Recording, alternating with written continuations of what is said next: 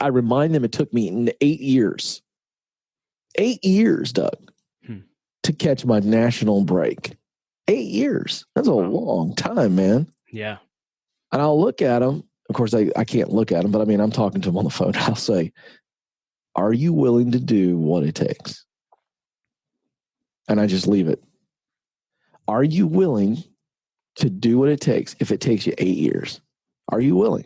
This is the L3 Leadership Podcast, episode number 222.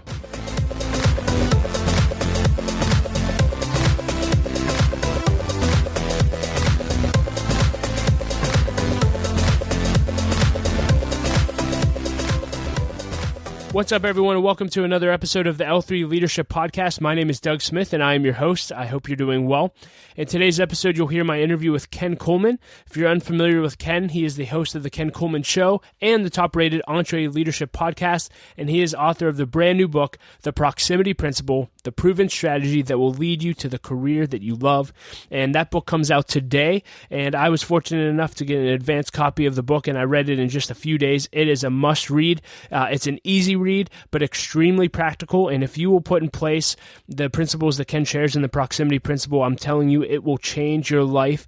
And you'll get to hear us discuss the entire book in this interview. You're going to absolutely love it. I just appreciate Ken so much. This is his fourth time on the podcast, and actually, Ken significantly changed my life. In episode number 182, he actually gives me feedback on my interview skills, and that was February of 2018. It's been over a year, almost a year and a half since that episode, and I can tell you that Ken's feedback for me has literally changed my life and made me better, and so I'm so grateful for him, and I'm so excited about this new book because I know it's going to do for others what Ken did for me in that interview. And so we're going to get into that in just a minute, but before we do, just a few announcements. First, I just want to say thank you so much for listening to the podcast. If you enjoy it, it would mean the world to me if you would subscribe to the podcast and share this with another leader that you think this episode would add value to. Share it on social media, send an email, just help us get the word out. And one way you can help get the word out is actually by leaving a rating and review. That helps us get more exposure for the podcast. And each week I want to thank someone who's done that. And so this week I want to thank Liz Maxwell. And she said this about the podcast. She said, "This is easily one of my favorite podcasts. The thoughtful questions that Doug asks to each guest leads them to share great life lessons and builds community. Both faith-based leaders in ministry and marketplace leaders will benefit from this podcast." Well, Liz, thank you so much for listening and leaving a rating and review, and I will be sending you a gift card in the mail as a thank you for that. So thank you all for listening, and go leave a rating and review. I also want to thank our sponsor, Alex Toulandon. Alex is a full-time realtor with Keller Williams Realty, and if you're looking to buy or sell a house in the Pittsburgh market, Alex is your guy. He's a member and a supporter of L3 Leadership, and he would love to have an opportunity to connect with you. You can learn more about Alex and connect with him at pittsburghpropertyshowcase.com. With that being said, let's dive right into the interview with Ken, and I'll be back at the end with a few announcements. Well, Ken, thank you so much for being willing to do this interview, and you just came out with a brand new book, The Proximity Principle. I had the opportunity to read it, absolutely loved it. I got through it in just a few days. I absolutely love the principles. I think it's going to change a lot of people's lives. But something else I really enjoyed is you actually share your journey and your experience in the book. And for me to see the behind the scenes of your life and how you've actually lived these principles had a huge impact on me as well. So can you just tell us, what is the proximity principle and why did you write this book? Yeah. Well, the proximity principle, as I first crafted it, states in order to do what you want to do, you've got to be around people that are doing it and in places where it is happening. So very simple, to the point. So you pick the industry, you pick the sector, you pick the role, and you've got to start going, okay, now who are the people that are doing that role or in that sector?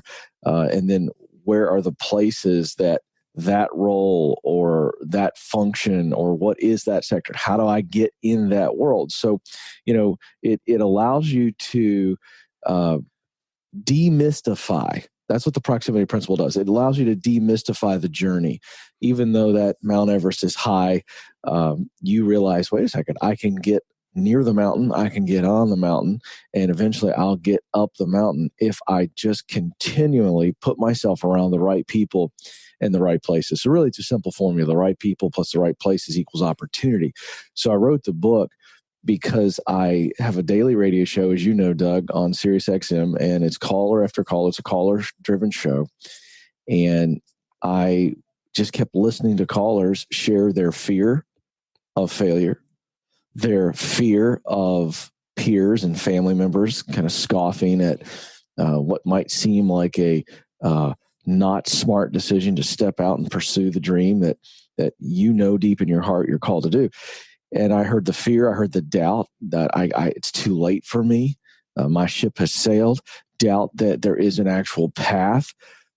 So I heard fear and doubt and intimidation and all those things. And I kind of went back into my own journey, Doug. And of course, I write about my journey. I want people, as they read the book and they learn about the people and places, to realize that I've actually done what I'm writing about. Yeah. It was very scary for me at 33 years of age to strike out and go after a career in broadcasting and a big dream, a national dream, but having no training and not many contacts in that field at all. And so I wrote the book because I want people to grab the power of the principle. It is a simple principle, but it's really powerful. It positions us where we need to be by being around the right people and in the right places, and then it propels us forward.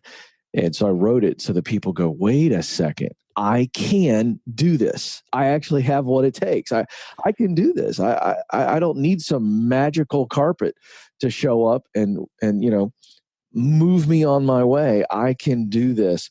And I think that's why I wrote it. Hope and clarity are the two reasons that I wrote the book.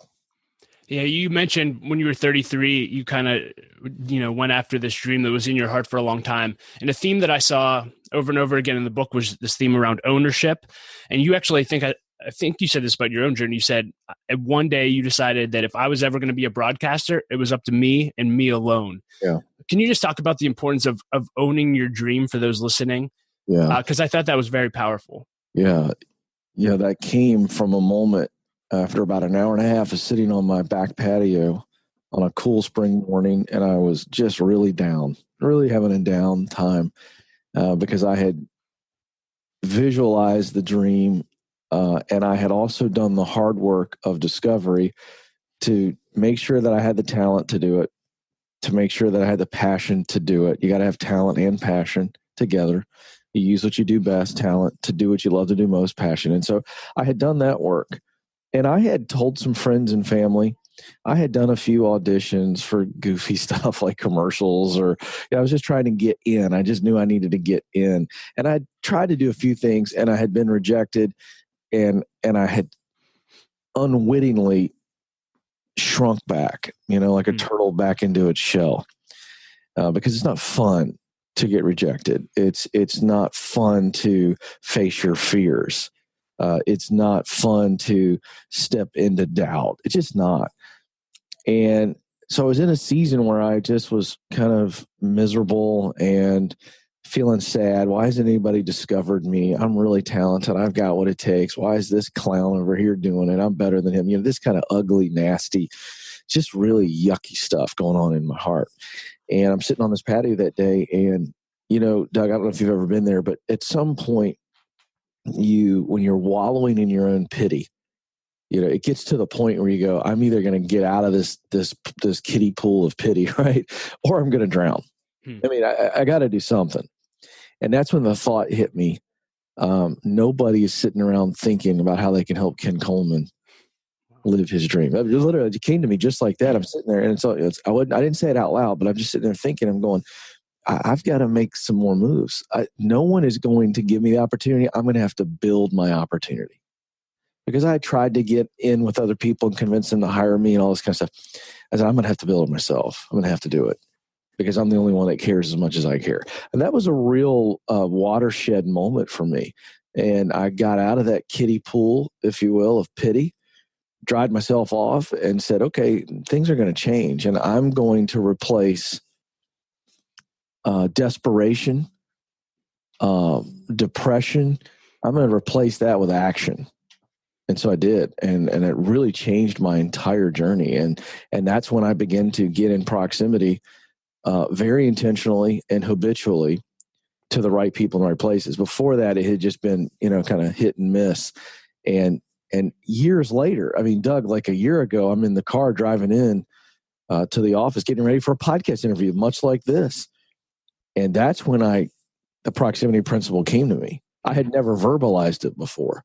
And so then I thought, boy, there's something here. And I began to share it on the radio.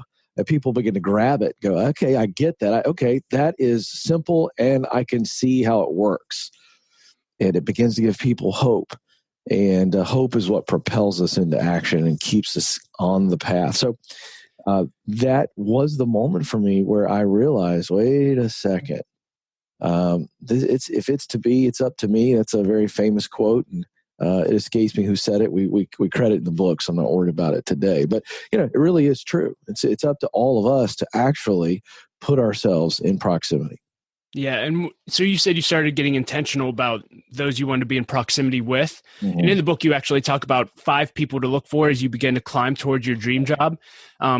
They all stood out to me, but 2 that I want to talk about now, just about your journey, is mentors and producers. Yeah. And you already said, no one's out there saying, I want to help Ken Coleman, right? Yeah. People always want to get mentored in our culture. They want to be around the producers, but I feel like there's a lack of knowledge that those people aren't thinking about them. Can you talk about what people can do to be intentional, to start to get in proximity with some of the right mentors, producers, and other people? Yeah, I'll start with the mentors because they're so valuable to this journey. When I say that nobody's sitting around thinking about how they want to help Ken or help Doug or help you fill in your name, what that means is that they're waking up and they've got their journey, they've got their agenda, and they will think about how to help you if you put yourself in front of them. And so I was fortunate to have 3 really strong mentors, and they're still in my life. And I will tell you that 2 of them were very important in this season of starting that I talked about. So taking you back to that patio. And then in the subsequent days, weeks, months, and years ahead, there were times where I needed to call those mentors and go, hey, I got to tell you, can you please tell me if I'm an idiot? Am I delusional? Like, am I lying to myself? No, seriously. No, that's a great question. And one of my mentors, Don, would go, no, you're fine. You're doing everything you got to do. In his high-pitched Texas voice, I need to say, you're doing everything you need to do. Tell me some progress. What have you done? Where have you made some gains? And he would basically give me his perspective because I didn't have my own clear perspective. When you're in it, sometimes you just can't see clearly. And you need mentors. People have wisdom, okay? And they've got experience, and they've been there, and they know you, and they see what you're doing, and they can ask the hard questions, and they can be gut level honest with you because you trust them and you love them enough to let them be honest with you like that.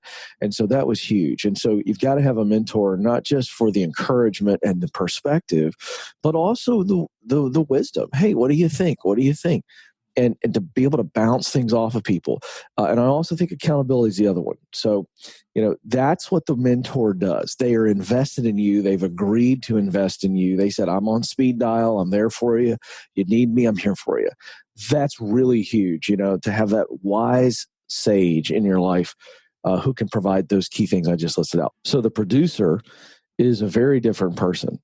The producer in the book and in your mind needs to be somebody, a man or woman, who is very successful in the field that you want to be in, and to the level that they are essentially hiring other people. So they're the mover shaker. Now, in my world of broadcasting, a producer is an actual producer. Okay. Yeah. They're the ones hiring talent and creating shows and what have you. But in your world, if you want to go into let's say real estate, a producer would be a broker who's winning, who you want to, if you could get under their umbrella because they've got a great business in real estate, that they'd be somebody who can give you great advice about your journey, make connections for you, but also potentially hire you. Okay. So that's the producer. We want to be around producers, people that are actually winning and they are leading and hiring people in your field because of those 3 keys. And so 2 examples of the people that you want to be around. And so early on, I got around people who could potentially give me a break. I got really, really specific. So I went and met one day, I'll give you an example, with a gal named Jen. She was the producer of a show called Sports Night. It was on Comcast Sports Southeast. So Comcast, Fox, they all have these regional networks. And this was a 12-state regional sports network in the Atlanta area. And I had a connection. I worked my connection. My connection got me a meeting with this gal. Okay, so this is how proximity works, right?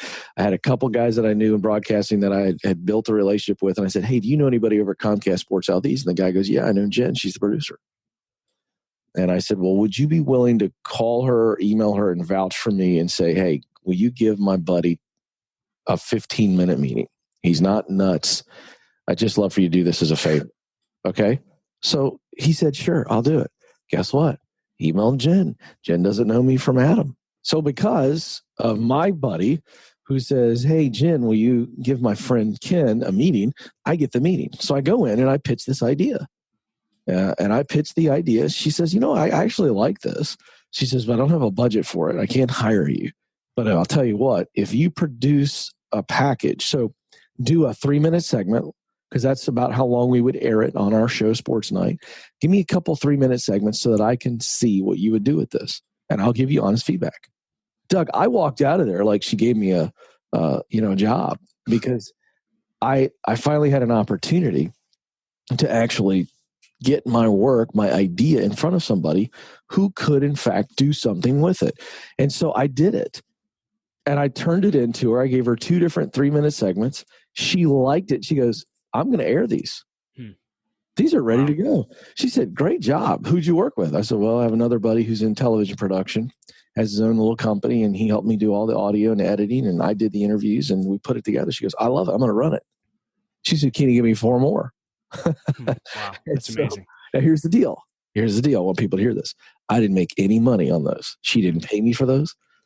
I did all the work. I paid for it out of my own pocket to pay my buddy to shoot, edit, and give it to me. And then I turned it in. She put me on air after the segments ran. I got on the air. And so I didn't make any money. And at some point I ran out of money on it. I couldn't keep it going, but we ran 4 or 5. And do you know what that did for me? I don't know that I could put a value on what that did for my confidence. Here's what it did, folks. By putting myself in proximity to a producer, she gave me an opportunity to prove myself. I gave her something, she used it. And while I didn't make any money and the dream job didn't come in an envelope with some, perfume on it and a flower and all these wonderful things with music in the background, that didn't happen. What happened was I got clarity that I love doing this. I got clarity that I could do it. And then I got confidence that I could do it again. And clarity breeds confidence. Confidence breeds courage to stay on the path. So by getting in proximity, that clarity, confidence combination is so valuable to staying with it. Yeah, and what I love about that story is just your teachability and your learner attitude. You actually talk about in the book when you get around a mentor or a producer, just you have to have that mentality or they won't want to invest in you long term. And you've consistently showed over and over again. I believe you said you went back to school. I love the story in the book where you went back to school, you're around all these young 20-somethings. You had a kid, you had 3 kids, you had a mortgage. Mm-hmm. Can you just talk about the importance of being teachable and having that learner attitude all throughout your career? Yeah, I'm glad you brought that up. Let me clear my throat. I'm glad you brought that up, Doug, because that's one of the places and one of the people all together in one story in the book. Now, I didn't go back to college, but I did go back to school. You're right. And so remember, I'm sitting here going, okay, I've got to get intentional and I've got to get around the right people in the right places. I don't know many people in broadcasting. I don't have any skills. I don't have any experience. How do I get that?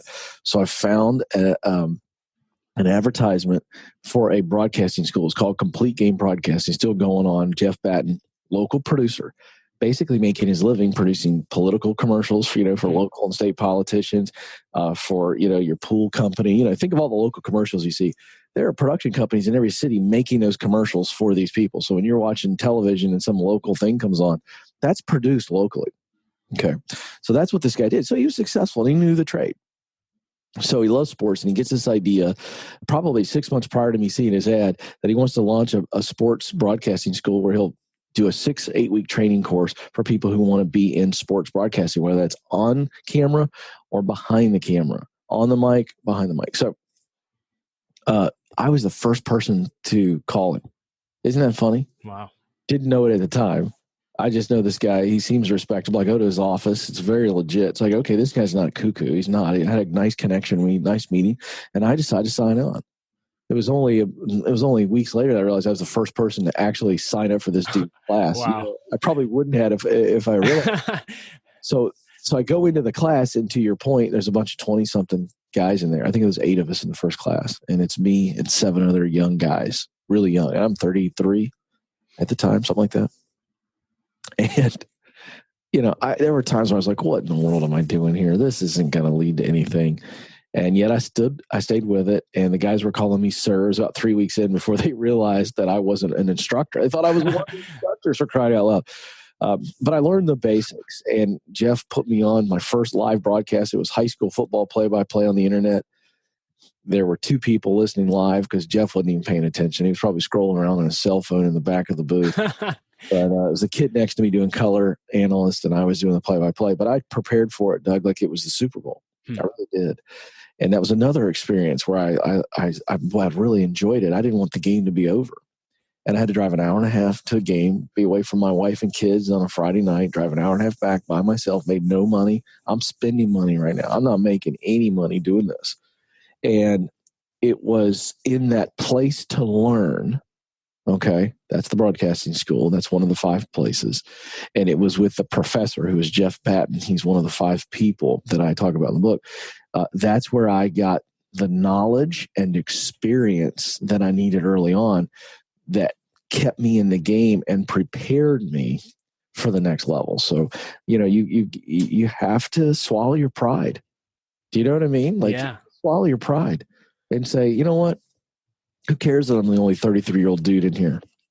That's so good. Here's what it came down to, Doug. And I ask callers this sometimes when I help them get clarity on what the path looks like. I remind them it took me 8 years. 8 years, Doug, to catch my national break. 8 years. That's a long time, man. Yeah. And I'll look at them. Of course, I can't look at them, but I mean, I'm talking to them on the phone. I'll say, are you willing to do what it takes? And I just leave it. Are you willing to do what it takes if it takes you 8 years? Are you willing? And that's the question I would ask myself many times, when my pride would start to rear its ugly head. What are you doing, a bunch of 20-year-old knuckleheads? What are you doing? And I would say, are you willing to do what it takes? And this is what it takes. I just believe that being in this place right now with this person, this professor, in a place to learn, I just believe it's going to yield results. And Doug, I'm going to tell you, every time it did. Every time I put myself around the right person, it led to getting around another right person or getting in a right place. And every time I put myself in the right place, I got the right experience. I met the right people. And it's a cyclical, it never stops. It has to become habitual. And when you really get the power of proximity and you practice this principle to the point that it becomes habitual, it's a game changer, Doug. Yeah. Opportunities are going to come right up to you and go, hey, I'm an opportunity. That's what proximity does. That's why I'm so excited about the book, because people are just terrified. They're frustrated. They don't know, I can't catch a break. Well, you're not in the right place. You're not around the right people. Right. I want to dive into this just as we wrap up, because I have to get the story in because I loved it so much. But you're talking about places, and you talk about 5 places in the book that everyone will encounter on their climb.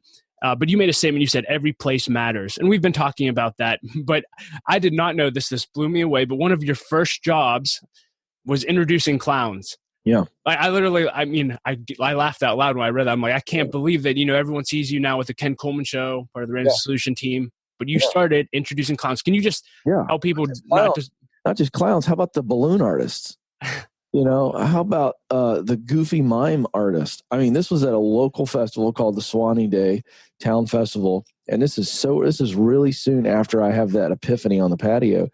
And I just got to the point where I said, I'm going to stop listening to my pride.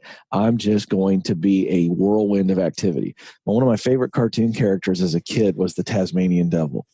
And I don't know if anybody knows who that is, but I mean, the Tasmanian Devil was this, you would see him for a moment, right? And then he would just move. And when he moved in a 360-degree whirlwind tornado kind of, forward progress. And he just destroyed everything in his path. I had that in my mind. I was like, I'm going to get active and get some gigs where I am hosting, period. Hosting will lead to broadcasting. I just know it. So I had some friends. I lived in Sewanee, beautiful little town, suburb of Atlanta. And I had some friends that had some friends on the Sewanee day. And I said, hey, these events never have good hosts. They're just abysmal. It's just some dude who was willing to do it because no one else will do it. And so I said, I'll do it. I'm good on a mic. I'll do it. And they said, all day? And I said, I'll do it all day. And she goes, well, I'll never forget talking to the event planner. She goes, well, Ken, I got to tell you, we'll kick off at 11 o'clock on the stage and we go until 9 o'clock. You'll introduce the last band. The Smithereens, by the way. So I did at least introduce the Smithereens. It was like the one thing I did that was sort of legit. But picture this beautiful town square, amphitheater, and the grassy knoll, right? And just blankets and lawn chairs everywhere. And just picture all day long introducing somebody like a balloon artist and clowns and all this kind of stuff. And at any given time, there's 200, 300 people kind of sprayed out in the grass throughout the day. Got very big crowd that night, okay? But up to that point, I'm just like, what am I doing here? I can't even believe it. And I'm doing it with gusto, okay? I'm like really excited. Balloon animals. You like balloon animals? And nobody's listening to me. Do you understand what I'm saying? Is there any video evidence of this? There's no video. Video. And if there is, I'm going to confiscate it. But, listen, I did it all day long and I was exhausted. I love that. I'll never forget this. I'm so glad you brought this up because I kind of forgotten this on purpose. I wrote it, but like I've put it because here's why. I wasn't with my wife and 3 kids all day. I wasn't with them. It was a long day. And I remember getting back to my house that night around 9:45 and I just went, what am I doing? I went into a dark hole that night. Wow. What am I doing? Like I just lost a Saturday in my life with my wife and 3 kids. I just completely lost a Saturday. Yeah. What in the world am I doing? And yet that action, putting myself in that situation, it was really big for me because you know what I mean? I needed to swallow my pride. So the one takeaway from that particular situation is that I looked pride in the face and said, shut up. Wow. And I'm just going to humble myself and I'm just going to get active. So there wasn't anything positive out of that day at all, other than I swallowed my pride, which that's a huge deal on this journey. Yeah. Are you willing to do whatever it takes? Are you willing to waste a Saturday of your life? And the answer is I was. Yeah. And thank you for doing it. And thank you for writing this book. I'm sure it's going to change tons of lives. I know it had a great impact on my life. So thank you, Ken. Anything you want to leave our listeners with today as we wrap up? Yeah, I really want you to consider getting the book for one key reason. When you grab this concept that I call the proximity principle, when you realize that it is a living, breathing strategy that the most successful men and women in the world have used. Okay, all I've done is put this idea of a label on it, the proximity principle, right? But if you can grab this and you really begin to look everywhere for the right people in the right places, and you get there and then you continue to practice this, whether you are in a dream job or not, you still have to use this principle to keep moving and keep growing. So I want people to really consider reading it. As you said, Doug, it's an easy read, but what it's going to do is give you a new set of glasses that many of you have never put on before in your life. And you're going to see the right people in the right places everywhere. You're going to see opportunity like you've never seen it before. And ultimately, you're going to seize the opportunity. So really give it a read. It is timeless. It's proven. And I promise you, it has great power in it. Absolutely. Well, thank you so much, Ken. And thanks for your time today. Doug, always good to be with you, bro. You too. Hey everyone, thank you so much for listening to my interview with Ken. I hope that you enjoyed it as much as I did. And today is the day. The Proximity Principle is out, and so you can officially go buy a copy. And I want to encourage you not only to buy yourself a copy, but think of 6 to 12 other leaders that this book could benefit and buy a copy for them as well. And if you want to do even more than that, I would create a book study around the book and read up the Proximity Principle with those leaders.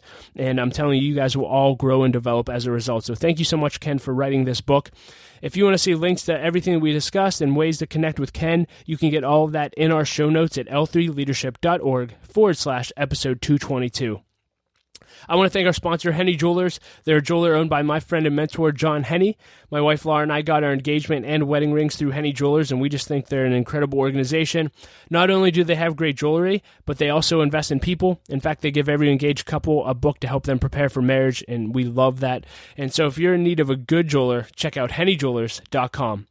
As I mentioned earlier, again, if you enjoyed this podcast, please share it with a friend, share it on social media, and subscribe and leave a rating and review. That would mean the world to me. So thank you so much for that. And if you want to stay up to date with everything we're doing here at L3 Leadership, you can simply sign up for our email list at l3leadership.org, and you'll start to get emails updating you with everything we're doing. As always, I like to end with a quote, and I will quote Brian Houston today, and I love this quote. He said, "Leader's goal: don't try too hard to be a leader. Be confident that you are a leader and live your life accordingly." That is so good. Hey, thank you all. Thank you so much for listening to the podcast. Laura and I appreciate you so much, and we will talk to you next episode.